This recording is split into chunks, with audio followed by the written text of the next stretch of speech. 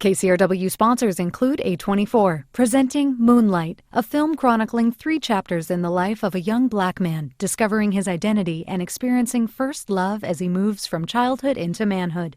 In theaters now. Hey, I'm Josh Barrow, your new host of Left, Right, and Center. Every week, join Rich Lowry, Bob Scheer, and me for a contentious yet civilized debate of the week's big political stories, from ISIS to the U.S. economy to this 47-candidate presidential election we're having. You can find Left, Right, and Center on KCRW's iTunes page. From KCRW Santa Monica and KCRW.com, it's The Treatment.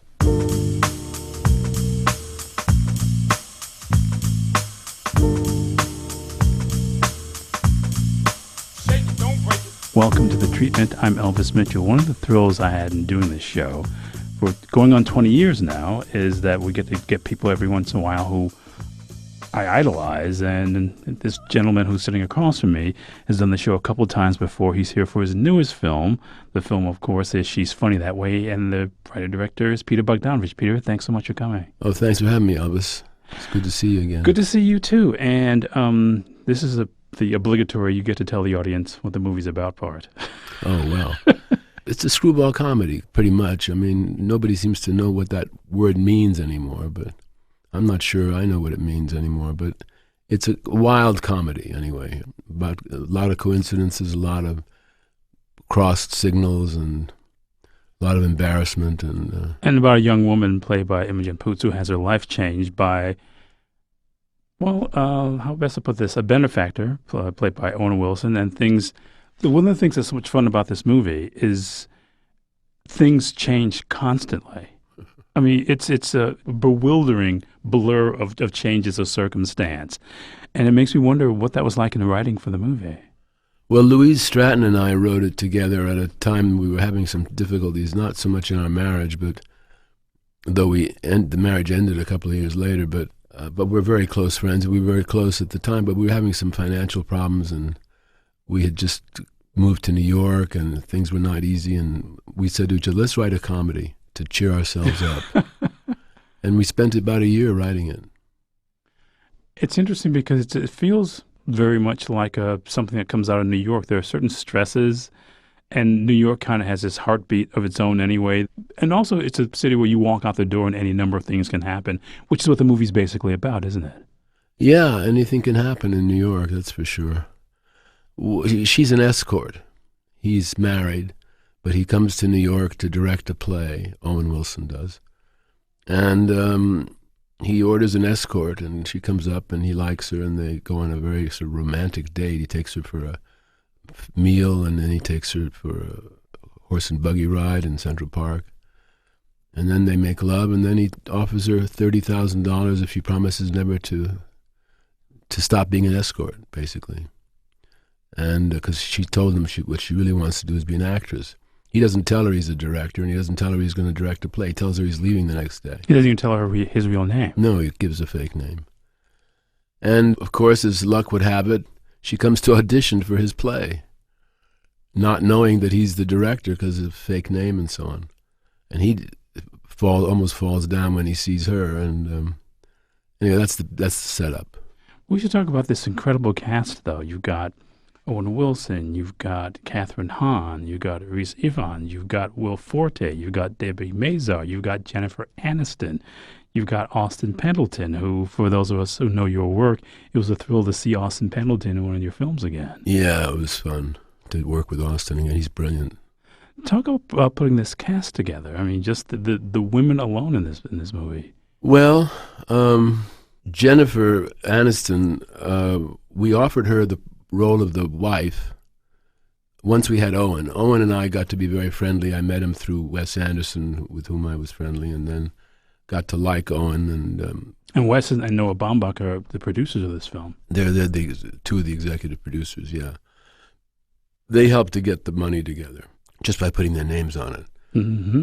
I got to know Owen, and eventually he agreed to do the picture, and then since Jennifer Aniston had played his wife in Marley and Me, I thought we'd try and I thought that was kind of charming. I thought let's try and see if she'll do it.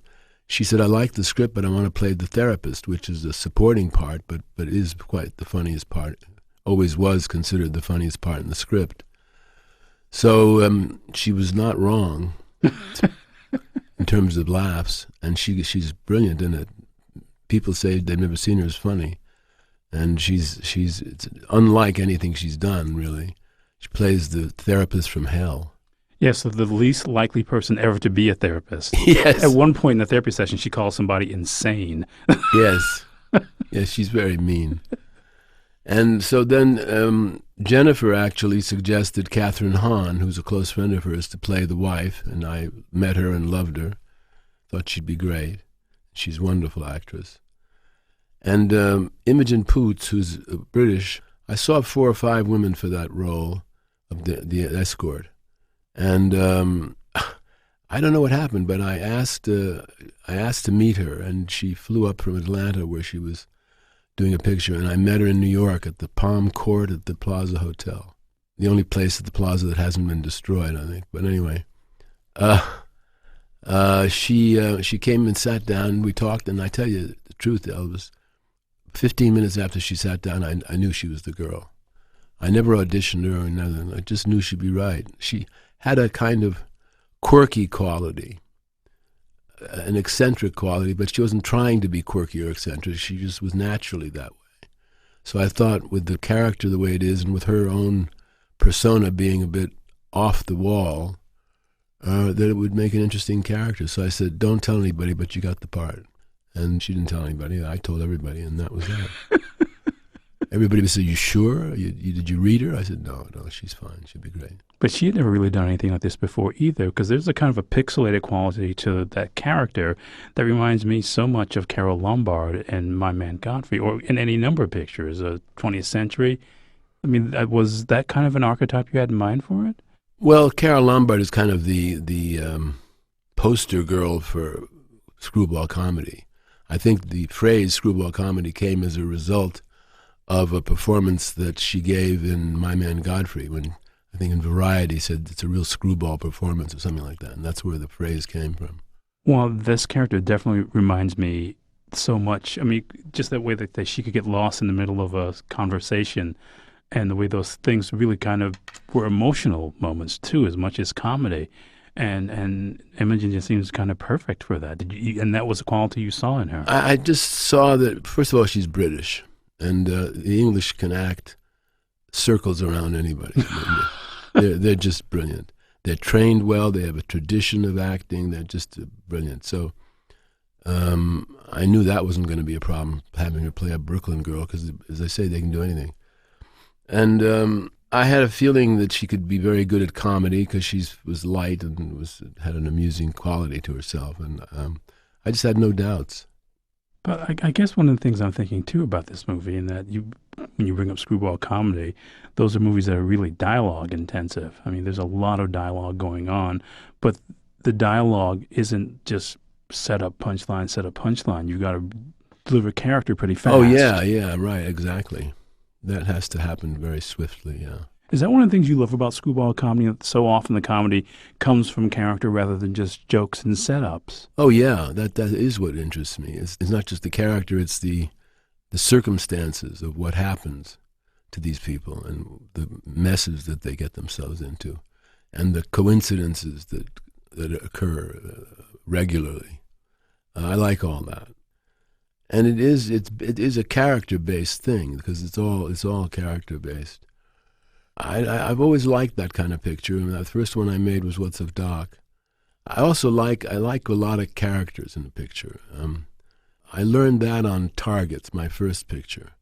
By necessity, I had to tell 2 stories because I had the leading actor, Boris Karloff, for only 5 days, originally 2 days, and then I got Roger Corman to give me an extra 3 days.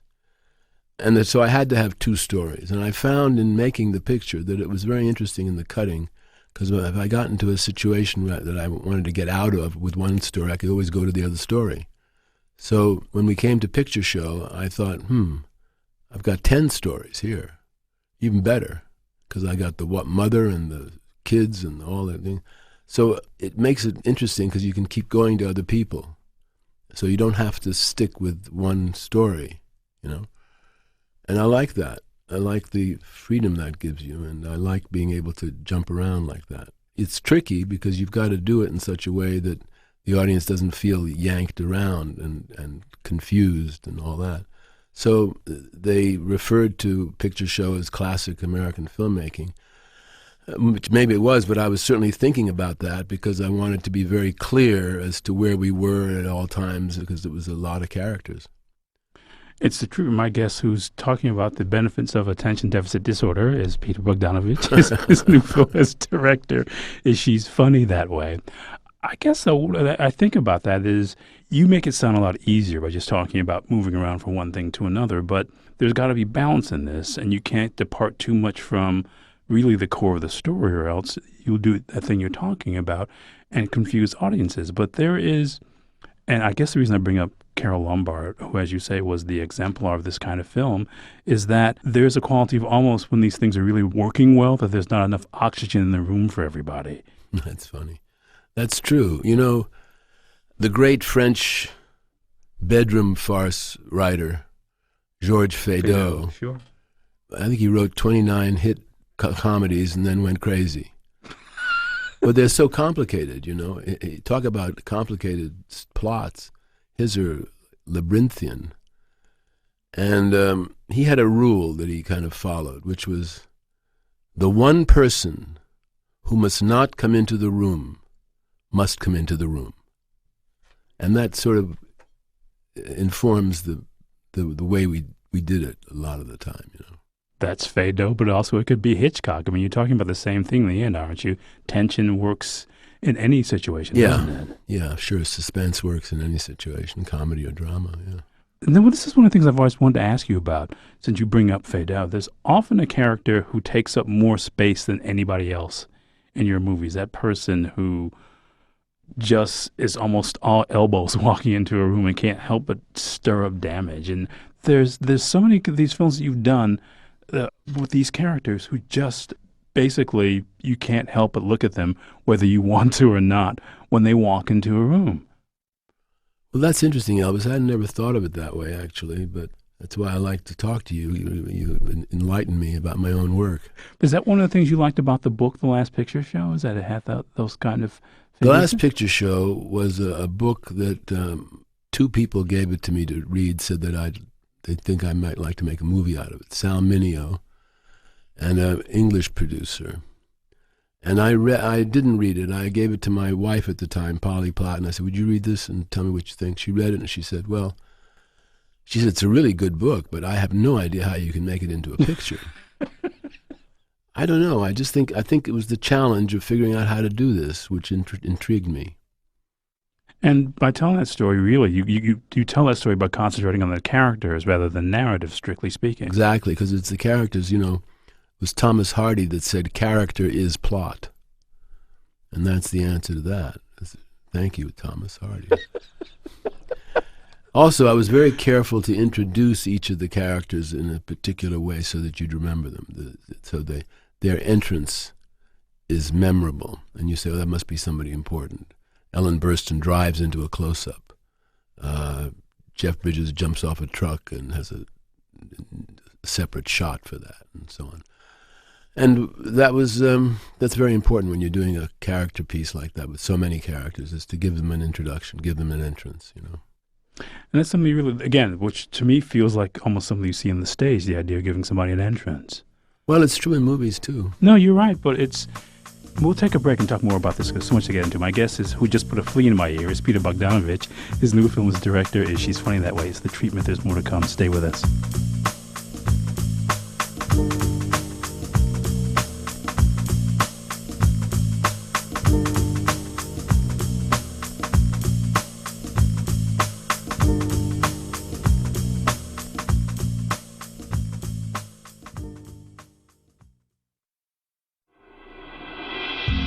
Have you checked out the KCRW iPad app? It's called The Music Mine. Stream music handpicked by our DJs, watch live performances, and find new music. See why iTunes calls it an essential app for music discovery. Download and learn more at kcrw.com/musicmine.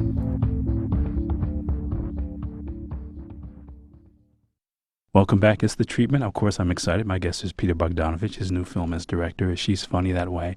We're talking about entrances, though, and in movies. And by the time you made The Last Picture Show, that had kind of disappeared, that idea of giving characters an entrance. The movies are taking on more of the feel of the Nouvelle Vague, which wasn't about that kind of thing. It was about using the camera as a different kind of observer.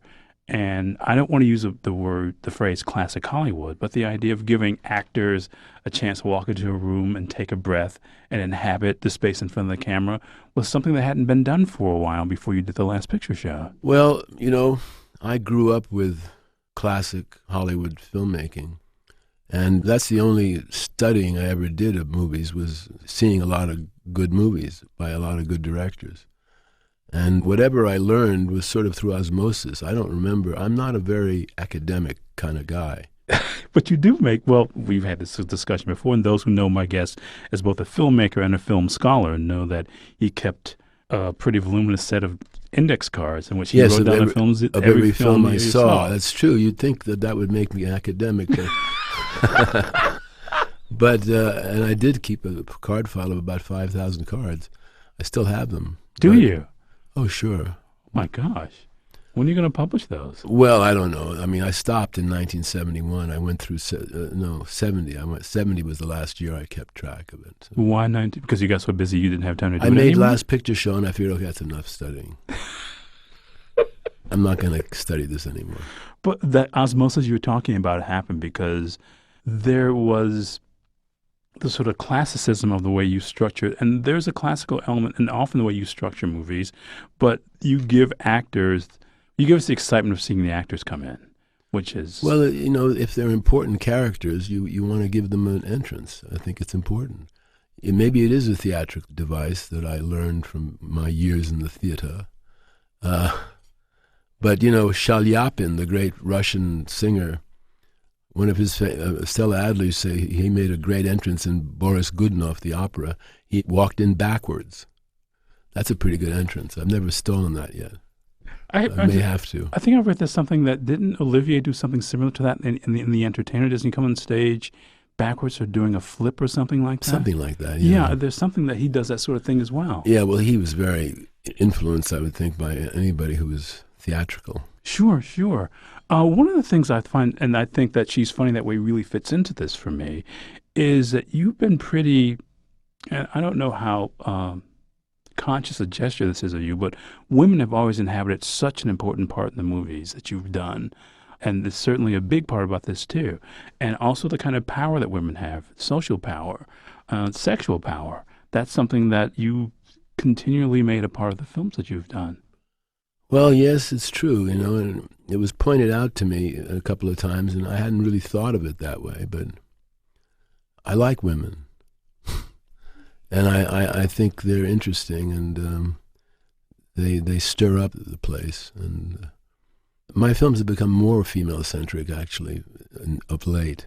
But I don't know that that's true, because I think about Paper Moon or Last Picture Show. Paper Moon was funny because Ms. Magazine, when Paper Moon was playing in 1973, said that at the end of the year, they said the only really great female character in the entire year was 9-year-old Tatum O'Neal in Paper Moon. It was a great character. Who has a lot of power in that. A lot of power, yeah. But so I don't think somebody making that kind of point of reference isn't really paying attention to your career in toto, because I think it's something you've always done. I guess I'm attracted to that.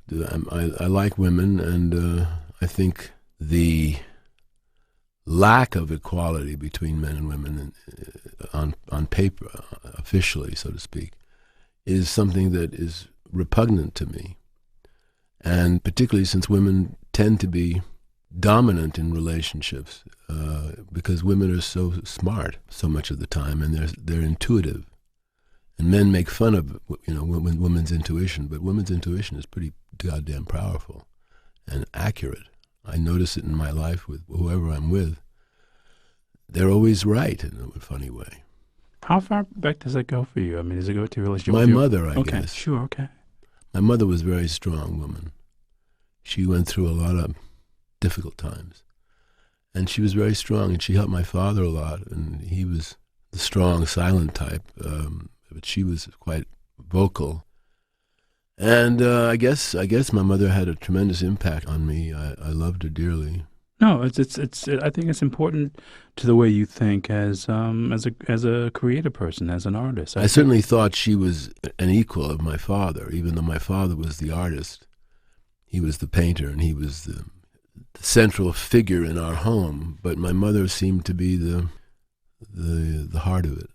Well, we're talking about Women with Peter Bogdanovich, whose new film as filmmaker is She's Funny That Way. It's the treatment. But that idea of the way women, especially in a period like of the Last Picture Show, when there wasn't the kind of quote-unquote equality that there is now, women had to sort of find their power in very different ways.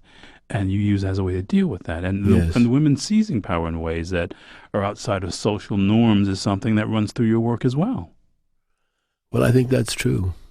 I wasn't so conscious of it, but I became more conscious of it after Dorothy Stratton was murdered in 1980, after we made They All Laughed, which again is a movie in which the women sort of take over in the third act.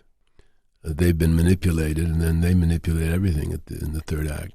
I wasn't aware that I was doing that. I wasn't saying, okay, the women are going to do this. It just seemed natural to me that it would work that way, you know? Is it partially, too, because women have always occupied a part in your life as kind of partners? When you think about Dorothy or Sybil Shepherd or Polly, I mean, that's a big part of the way you work, isn't it? Yes. I'm inspired by women. You know, it's not a coincidence that they're called the muses. In this movie, yes, absolutely. And she calls herself a muse in this film. And it seems kind of highfalutin until we realize there's some truth to it, that she's not just... There's truth to it, you know. There's a scene in She's Funny That Way where they go to the cloisters in New York, and where there are some 15th or 14th century, or 16th century, I don't remember now, tapestries of unicorns, the hunt of the unicorn, which I didn't realize what the unicorn was until after Dorothy was killed, because we had a thing about the unicorn between us. And she had asked me what a unicorn was. Was it a real animal? What was it? And I wasn't able to answer that while she was alive. And then after she was killed, I sort of became a kind of mission for me to really get that answer. And I found it finally in a book by Robert Graves, who was by far the greatest writer of the 20th century, in my humble opinion, or not so humble opinion.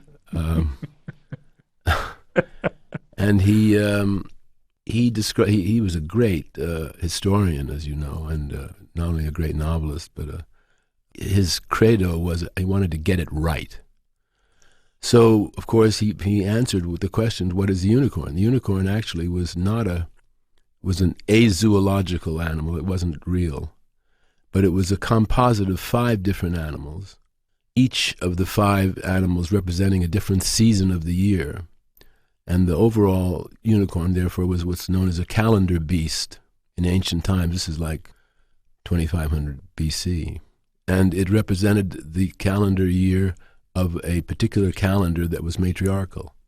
Because the first calendar system actually was matriarchal, because women needed a calendar, men didn't.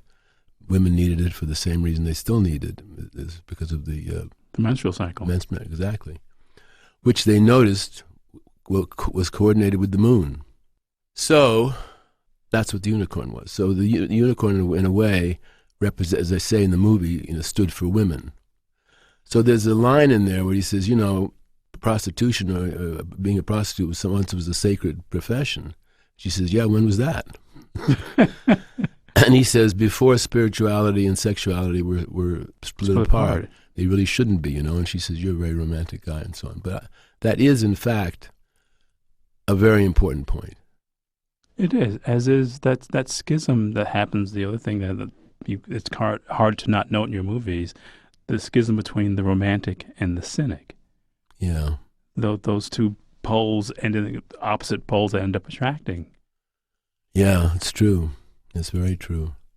I don't know how to explain that, but it's true. I'm more of a romantic than a cynic, I'm afraid. Do you like writing cynics, though? Well, there's so many of them around. I'm not a cynic at all. My mother used to say she didn't like cynics, and I can see why. You know, that old truism, forget if it's Balzac or whoever, says, inside every cynic beats the heart of a true romantic. It could be. Yeah, and so often the cynics are proven to be romantics in your work as well, because that's true. They do want to be rescued from being cynics. Yeah, that's true. Good point. I just find myself thinking about this, because we've talked about this any number of times. I don't know if you remember, but one of my favorite films is your Texasville, which really is, for me, that sort of intersection of Lubitsch and Hawks, but also so much of you as well. And it just goes to show that thing for me that exists in so much stuff, that if you tilt anything 10 degrees, what could be dramatic becomes comedic.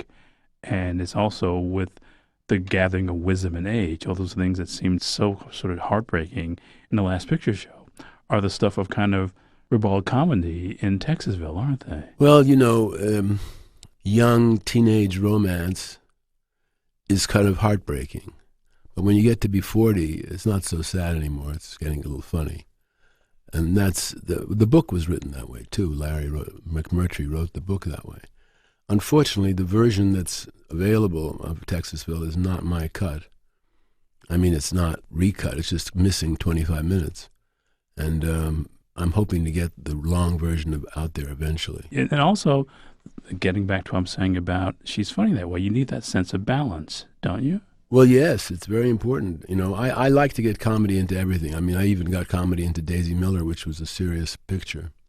But I think I love to have people laugh, and I think it's important to, in a drama, to have some comedy as well. For me, again, that thing, all these contrasts that we're talking about, or rather all these ideas we're talking about, the idea of women finding the power that they have to find, the idea that the cynic has to do war with the romantic, but there's always a romantic ideal in the way these films work. I guess as kind of a last question, because it's something I would bet people who study films would wonder, because you said that none of this is conscious, but so when you sit down to write, is it about writing character first, or do you suss out where the plot's going to go and then you fill the characters in? We work on the plot first, I think. Yeah. But we know that we have to get a sense of who the characters are before we can really start. You have to, who are these people? Who are we dealing with? But then we work out the plot, the mechanics of the plot, which we are led to by the characters, actually. To be honest with you, I never have figured out how I've written a script when it's an original. Just to have one idea, like They All Laughed was an original script. And all I had to start with was the idea of a detective agency in which the detectives fall in love with the people they're supposed to be following. That was the idea. And that's how that started. And I thought, well, maybe that's not a bad idea. And then a friend of mine said, it's a good idea. Why don't you pursue it? And I thought, okay, well, let's see how we can do that.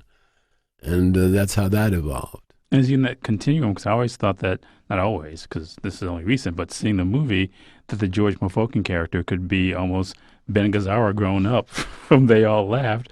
Could be. With Will Forte playing his son now. Could be, yeah, you could say that. Because the idea of the private detective who still believes in love, yes. This idea still exists from They All Laughed to like almost 35 years later here in She's Funny That Way. Yeah, well, I'm still the same guy, I guess. Well, I'm glad you're still here. We're out of time. Peter, thank you so much for doing this. Elvis, thank you so much. You're so perceptive. No, just appreciative. It's very different. My guest is Peter Bogdanovich, whose newest film as director is She's Funny That Way. The show is recorded and mixed by Kat Yor. It's edited by our associate producer, Blake Byte. I'm happy to be here. It's The Treatment. To catch up on past episodes of The Treatment, go to KCRW.com or listen on your smartphone with KCRW's mobile apps, or subscribe to the podcast on iTunes, Stitcher, or wherever you listen to podcasts. The Treatment is produced and distributed by KCRW Santa Monica.